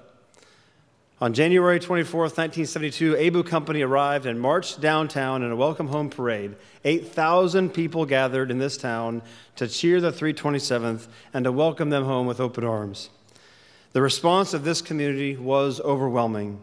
In fact, I did a little bit of research before tonight, was reading some of the archives in the San Mateo Times from that day, and they indeed back up the claims of all the articles of clothing and equipment that was given out to the members of the community as mementos, which is hard to imagine. I'm glad we didn't do that today. I think Lieutenant Colonel Sharp would have been running around naked in the public square. That's probably not something we want, so I'm glad we kept our uniforms on today. But as the newspaper article says, quote, the soldiers had come here to thank San Mateo as a gesture of appreciation for the more than 4,000 packages of cookies and candies and thousands of personal letters sent their company during the past 4 years by residents of San Mateo, the city which had officially adopted them, end quote. The company commander, Captain C.R. Quigley, whose wife had traveled to San Mateo from Utah to greet her husband home from combat, said, quote, it's the most fantastic thing my troops or myself have ever seen in our lives. We just can't express our gratitude enough, end quote. Another soldier in the company explained his feelings this way, I am proud. I am proud of my unit, and I am proud of my nation that we can be like this. This was not just an isolated event, though. This was a reflection into the heart and soul of a community who could see past the politics and the strife and connect with the American soldier on such a personal and meaningful level. And it is a reflection of the hard work, tenacity, and indomitable spirit of one woman, Ms. Linda Patterson, for seeing this through and making it a reality. Over time, the rest of the country eventually realized the error of its ways, and it once again embraced the soldier, their families, and their sacrifices. This current generation of soldier is a benefactor of that goodwill. As I was speaking yesterday to one of the members of the city government, this community can hold its head high knowing that you were on the right side of history. But as we all know, the story doesn't end there. Linda and her team eventually created Americans Supporting Americans and have continued their incredible support to the fighting soldiers of Abel Company and the greater 101st Airborne Division, growing in richness and significance as they go along. Indeed, here we are today in 2018. Cities, schools, businesses, charities, scout troops, churches, services organizations, and veteran support groups who have adopted or fostered military formations across the globe.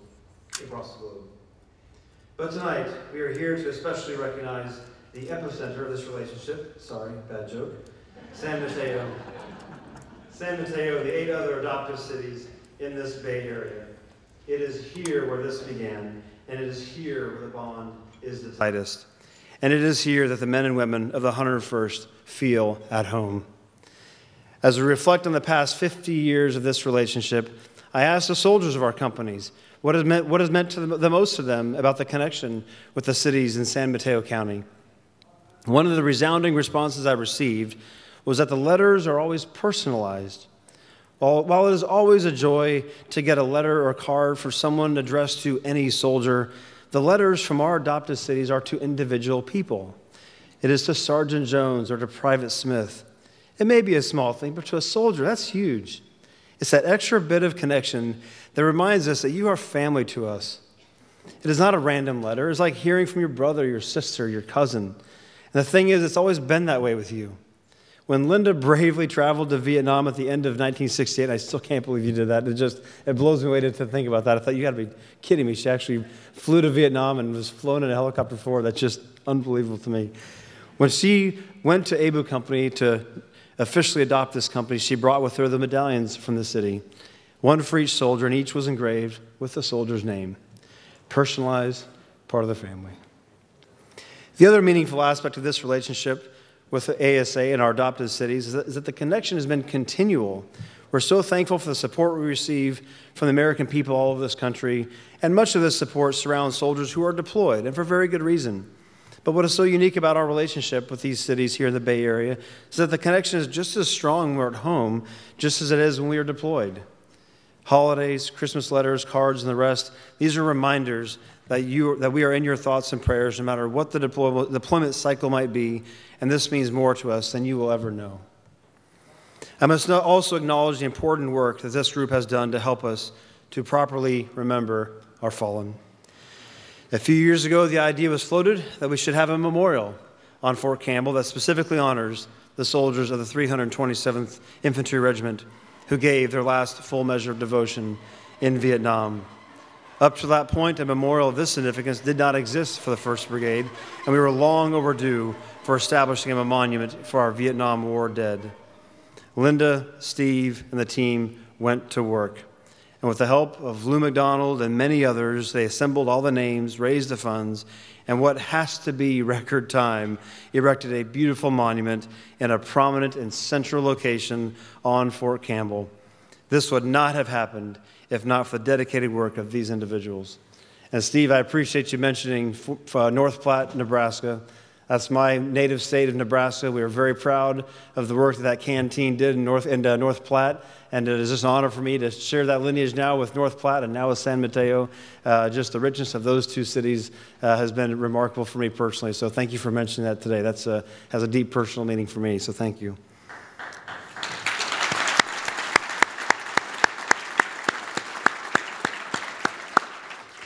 As Abel Company and the rest of us from 1st Brigade return to our California home this weekend, one of the most meaningful elements of this visit has been to reconnect with those who have come before us, the Vietnam veterans who we so profoundly look up to. You're an important part of our history and our identity. We have adorned our buildings on Fort Campbell with names like Gardner and Gersh. And there are countless other names of those who fought and died for each other and for all of us. But to us, they're more than just names. They represent the ideals of what today's Screaming Eagles strive to emulate.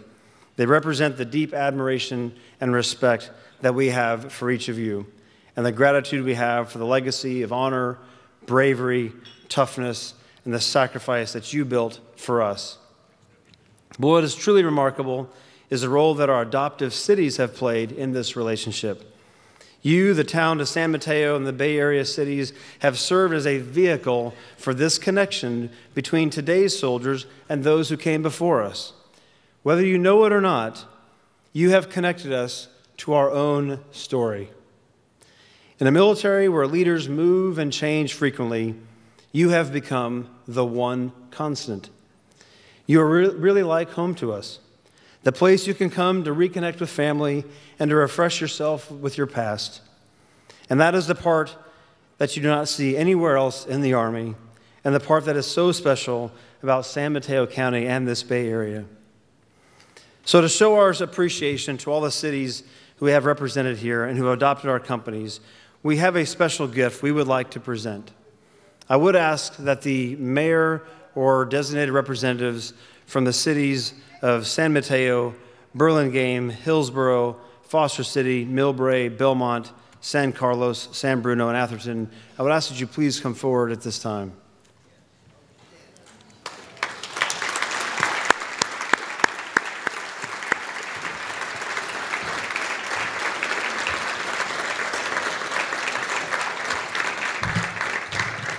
The gift we're about to present is a miniature version of our brigade colors along with a certificate. We specifically wanted to present you with our colors because it has a special meaning in the life of a military unit. Before the current era of modern warfare, armies fought differently. You've all seen the images of large formations, all in rows, moving against other formations to defeat them on the field of battle. Unit flags, or colors, as we call them, played an incredibly important role. Before radios and advanced communications, the only way a soldier knew what to do or where to go was by looking at the colors. Through the cannon smoke and haze, if the colors advanced, so did you. If the colors fell back, so did you. Where the colors went, so did the unit. Likewise, the field general monitored the course of battle by observing the position of the colors and could instantly tell if the battle was unfolding to plan or if something was going dramatically wrong. Medals of honor were given to soldiers who would pick up the colors should the previous color bearer be felled by enemy fire. So tonight, we give you a miniature set of our colors. You have advanced our formation. Through your efforts and the outpouring of love and support you give to our soldiers, you have made us a better fighting formation. These colors represent the work you have done to advance our position today and against those who we may face in the future. So with that, I'd like to present these colors first to Mayor Michael Brownrigg from Burlingame. I'll stand in for him. Okay, there we go. There we go. Standing in for him. Thank you.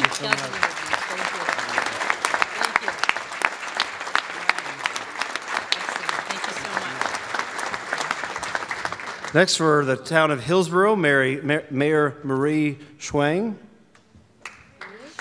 Schwang. Marie Schwang is not. Okay, great. Well, here we go. All right. Yes. We have a stand-in. We have a stand-in here? Yeah. Very cool. All right. We're going to make up for it. And that sounds great. And then for Foster City, Mayor Sam Hindy. Mayor Sam Hindy. Thank you so much. Thank you very much. Thank you. Thank you. For Millbrae, Mayor Gina Pappin.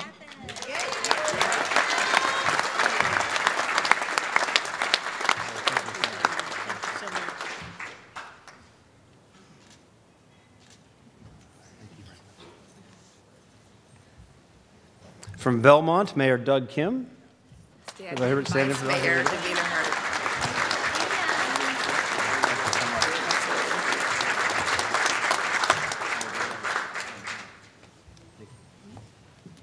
From San Carlos, Mayor Bob Gracili. Oh, here.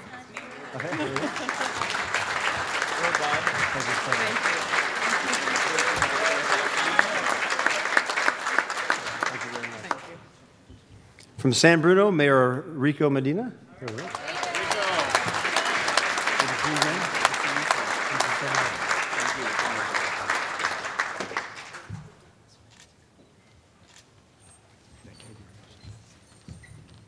From Atherton, Mary Carrie Wiest. Thank you very much for mentioning it.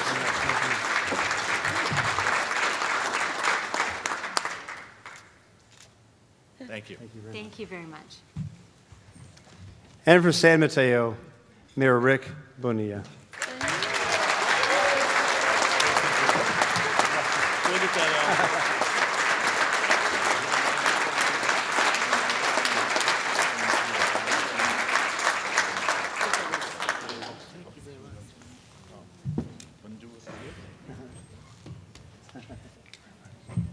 One more picture with everyone here.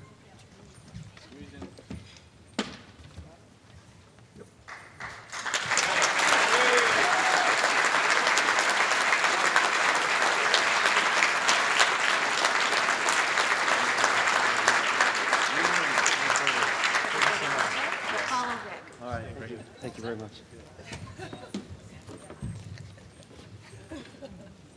So lastly, these events do not happen by themselves. They come about because of the incredible work and endless hours of sacrifice and effort by a cadre of folks. Linda and Steve Patterson, for 50 years to be exact, you have continued to pour your heart and soul into this relationship and have been working so hard to make this weekend possible. But I must also recognize the Herculean work by Ms. Patrice Olds, the organizer of Operation Eagle Visit.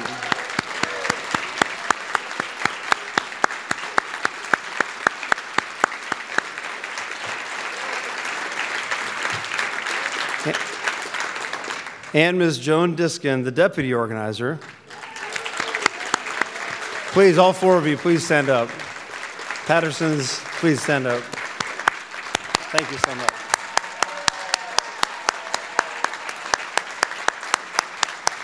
Thank you so much.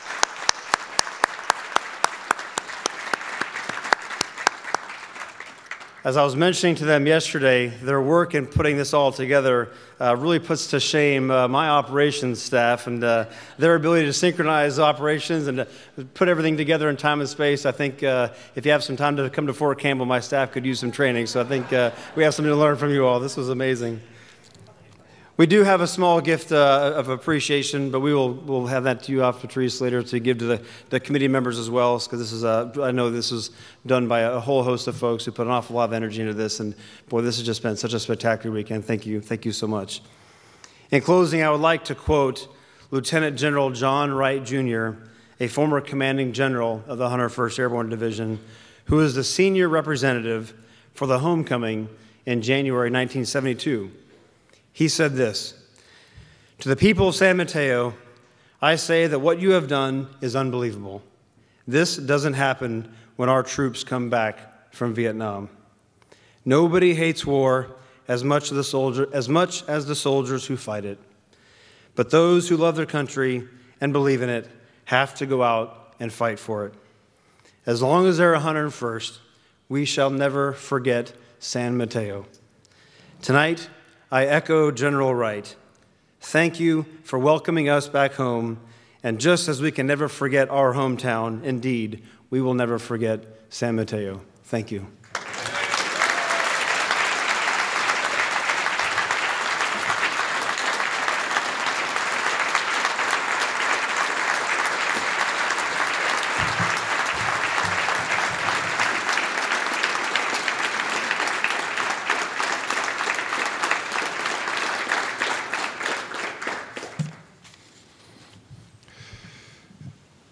And you all thought I was kidding that I could get you out of here by 11 o'clock. I won't be back, I guess, for the 75th as the MC. We're going to skip one part of the agenda tonight. Our clerk, Patricia Olds, had put together some challenge coins. Everybody know what a challenge coin is? Every firefighter in the room would know what a challenge coin is, and even the police chief would know what a challenge coin is. So when you get a challenge coin and you're in the bar sitting against a group of other people, you put it out. If they can't match that coin for that event, they have to buy you a drink. So you're all gonna, most of you will get one of these, I think, before the night's over. If you come up, it looks like this. And if you use it tonight when everybody else has one, you're wasting your time. But when you get home and you use this coin, you can basically probably drink to your heart's content. So we won't hand those out now. If the mayors of each city could come forward after I provide the final toast, and then you can hand them out to both the active members, the veterans, and probably there are a few extras for others if you're interested. So it has the City of San Mateo seal on one side and the Fighting Eagles on the other. So this is the event where we come together and we appreciate that relationship. At this point, I would like to invite up Mayor Rick Bonilla, who has served the city both as a Public Works Commissioner, a Planning Commissioner, and now on the City Council. His background is with the Carpenters and the Carpenters Union. Rick has added another dimension to our City Council. This will be his first introduction, I think, to the unit. I'd like to welcome up Mayor Bonilla for his comments.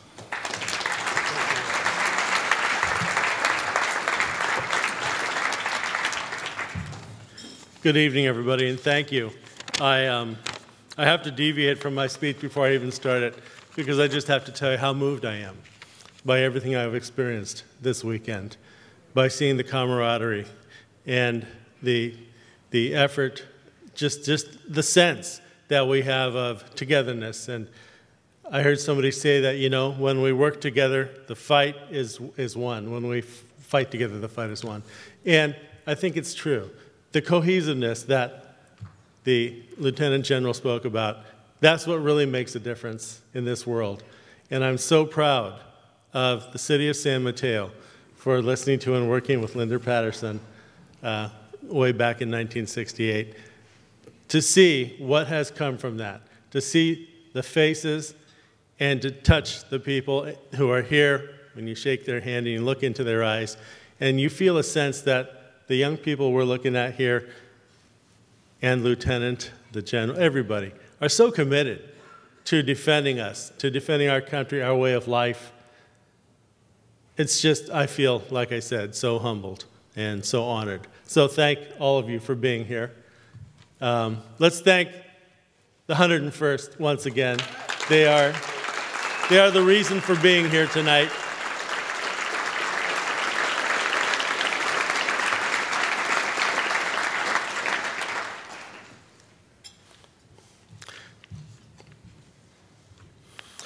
So tonight, on this auspicious occasion of the celebration of our 50th anniversary of our adopted unit, along with all 8 other peninsula cities, who I'm so proud have joined in over the years to take part in this great celebration.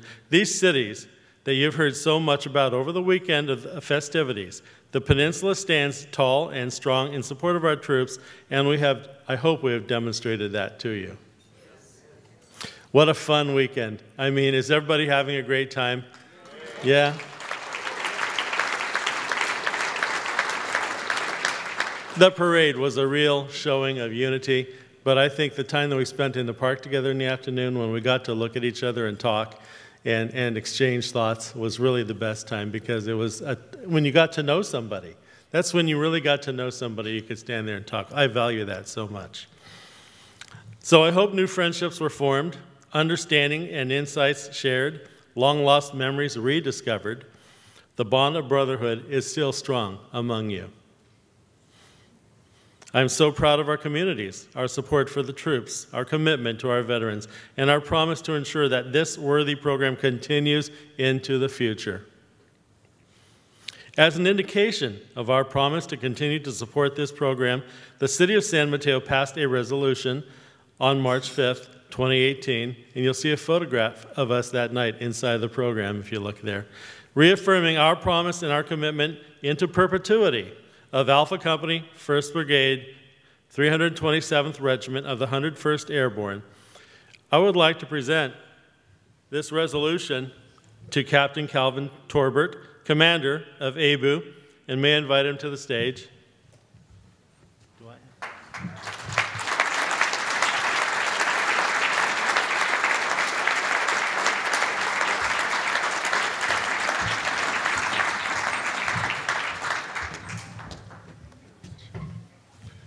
I want to read just a couple of lines, just the resolved at the end of this wonderful resolution. Resolved that the intent of the original goals are worthy and still valid today, and the city reaffirms its commitment to this important relationship supporting soldiers in this unit. And resolved that the commemoration of this successful milestone stretches across all demographics of our community and is worthy of a great celebration. And finally, resolved our intent to highlight the significance of this celebration and promote it to the community. The City Council does hereby declare the month of March 2018 as Operation Eagle Visit Homecoming 50 years. Ebu's Welcome Home.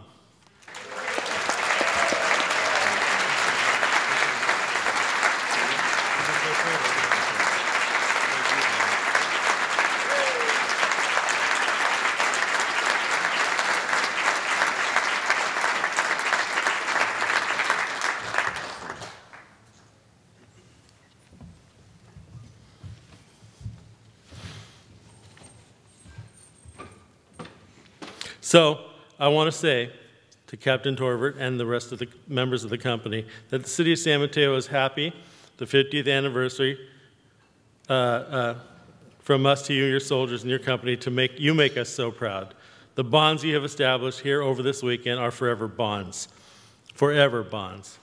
Please accept this resolution as proof of our commitment to you. And soldiers of ABU, we're so proud of you.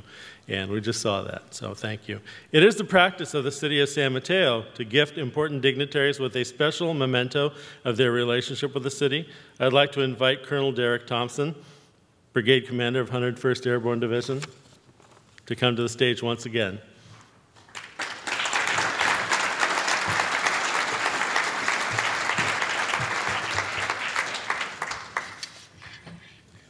To receive this acknowledgement, Colonel, would you like to? Thank you so much. Let me explain. To receive this excuse me. Okay, thank you very much for being patient. And to express our deep gratitude of his willingness to acknowledge the uniqueness of this celebration and commit to sending these 50 amazing soldiers out to California to feel the love and support of this peninsula community. Colonel Thompson, California redwood trees are surely a symbol of California, and they are a mighty, tall, and strong tree. We have had California redwood trees surrounding our city hall for as long as our city hall has existed.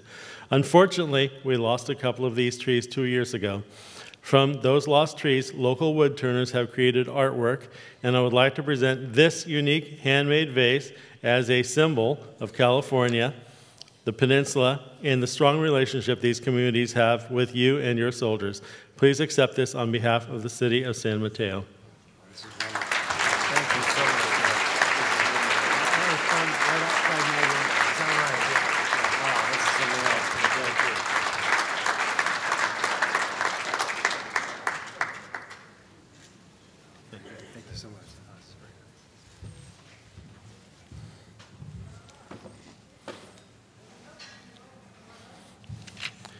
Now, none of us would be here celebrating these special relationships with our communities if it wasn't for the dedication, drive, spirit, tenaciousness, vision, and deep abiding love of one woman for her brother and her brother in arms that has built a movement in which cities and local community members have the opportunity to bond together to support our fighting men and women and transform lives. The City of San Mateo and all of the Peninsula communities here would like to welcome Linda Patterson to the stage to receive a symbol from us of our deep appreciation and love for the movement she has built for her brother Joe, for his comrades, for the men and women that have followed him, and the deep legacy she is leaving for the future. Linda, please come to the stage.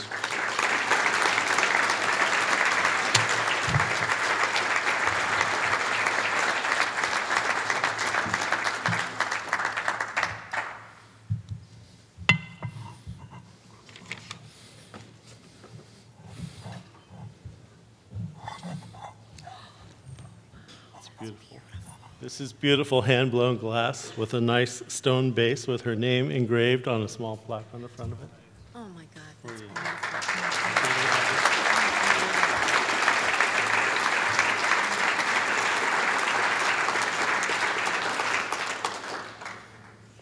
Linda, please accept this unique artisan hand-blown glass bowl symbolizing the love that you color the soldiers' lives with and the hope you and Joe's legacy leave with us all.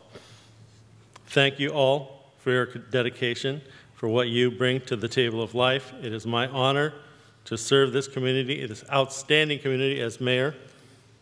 And now, Mr. City Manager, I believe you're able to close the evening out. Thank you all very much. Thank you, Linda.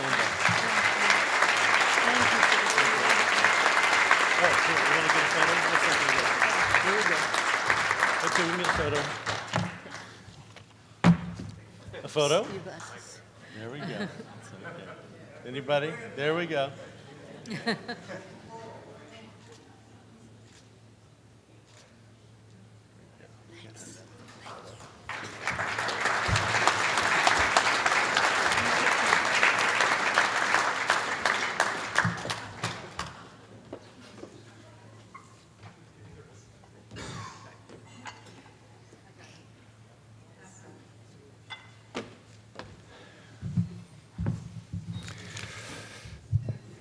Thank you very much, Mr. Mayor. I know, and I want to tell all of the elected officials out here in the audience, including the 5 that are my boss, that we didn't forget about you. We had a lot to do tonight, and we just bypassed ceremony to get to the real meat of the meeting. There are some people cheering, I'm just saying. So there are 2 people that I want to thank, and I have something for them. In the interest of time, I'll have someone like my finance director help me deliver these, but I wanted to recognize the work of Patricia Matthews in organizing this event tonight. Patricia.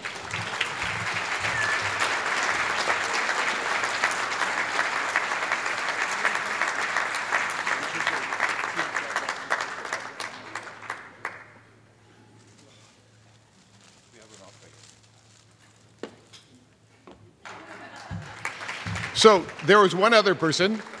A finance director is particularly efficient because he wanted to take them both at the same time. The other individual that I want to recognize is Maureen Frescott, another member of our city council who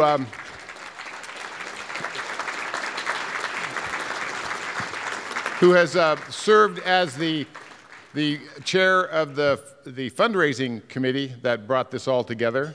But she was also announcer at the parade. She's been involved in almost every aspect of this entire weekend and has worked diligently to make everything come together and create a fun time for us all. So I wanted to acknowledge Councilmember Frescott's contribution.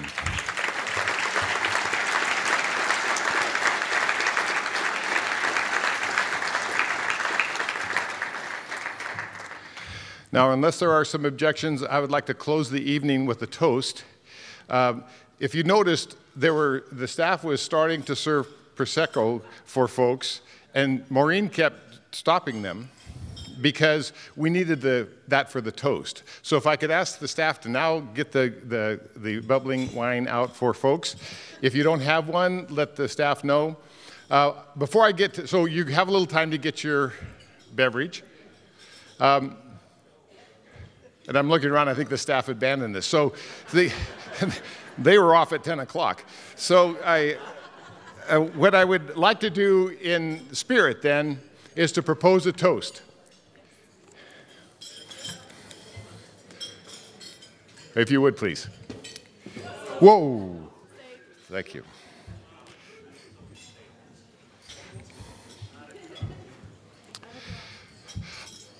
I would propose a toast to the fallen soldiers who are with us in spirit tonight. A toast to the veterans who have traveled from far and near to share this event with us.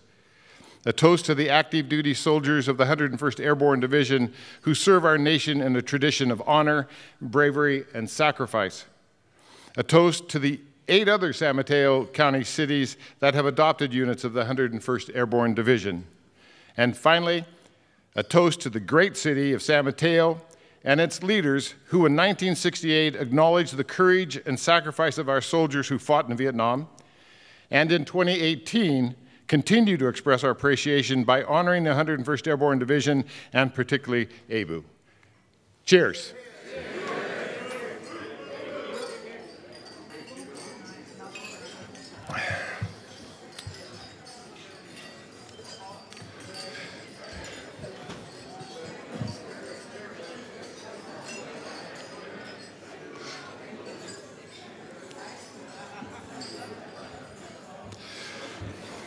A couple of other announcements just quickly before we close.